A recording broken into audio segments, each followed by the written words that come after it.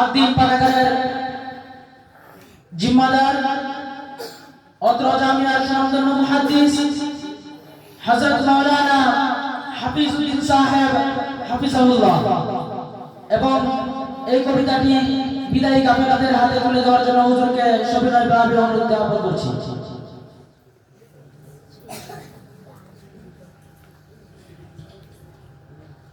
আসসালামু আলাইকুম ওয়া রাহমাতুল্লাহি ওয়া বারাকাতুহু। কবিতার নাম তাকমিলের কাফেলা। কবি আমি মাওলানা হাফিজউদ্দিন। পাঁচজনের এই জামাতটি দাওরায়ে হাদিসের কাফেলা, সাহাবাদের উত্তরসূরি, জ্ঞান সাগরের ভেলা। ইমাম বুখারীর একটি কিতাব সহিহ হাদিসের ঠিকানা, যুগে যুগে জ্ঞান সাধকদের যুগে তুলছে প্রেরণা।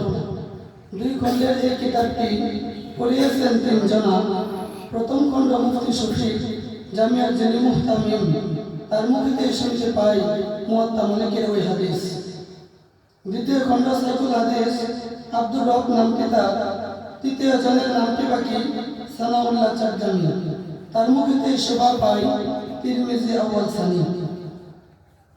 এছাড়াও আরো দুজন হাল ধরেছেন বুখারীর হাবিবি আর রহমানি, উভয়জনই মুফতি। সহিহ মুসলিম যার কণ্ঠেতে বেজে উঠে মধুর সুরে, এই জামিয়ার হলেন তিনি মুফতি মাসুদ হাবিবি। একটি কিতাব আবু দাউদ পড়িয়েছেন দুইজন। প্রথম খণ্ড মাসুদ রহমানি, বাড়ি তাহার মুমিন শাহী। দ্বিতীয় জন আব্দুল কুদ্দুস, বাড়ি তার পাবু। আরো আছে মুফতি মুজাম্মেল, পুগলা বাড়ি যার। তোহাবি আর ইবনে মাজাহ বেজে উঠে কণ্ঠে তার। একটি কিতাব নাসাই শরীফ, নামটি সবার চেনা। তারই সাথে মুয়াত্তা মুহাম্মদ, কবির নামই দেওয়া। কবির চাওয়া নেই তো কিছু, শোনো একটি কথা, কবির জন্য দোয়া করিও, এইটুকুই আশা।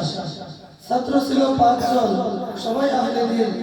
একে একে সবার নামে লাগাবো এখন খিল।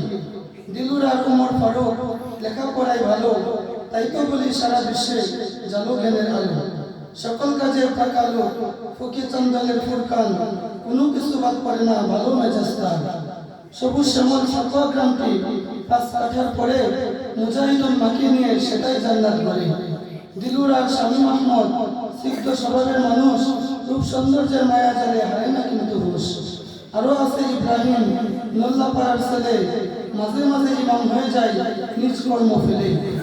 পাঁচজনের এই কাফেলা কবুল করো রব্বানা, প্রিয় নবীর ফিকির গুলো জেগে উঠুক চেতনা। পরীক্ষা শেষে এবার তারা দিনের কাজে লাগবে, আগামীতে বিশ্বজুড়ে দিনের আলো ছড়াবে। এই আশাবাদ ব্যক্ত করি এই কাফেলার ধরে, রাতের বেলা স্বপ্ন ফুল ফুটুক করি প্রতি ভুল। আসসালামু আলাইকুম ওয়া রাহমাতুল্লাহ।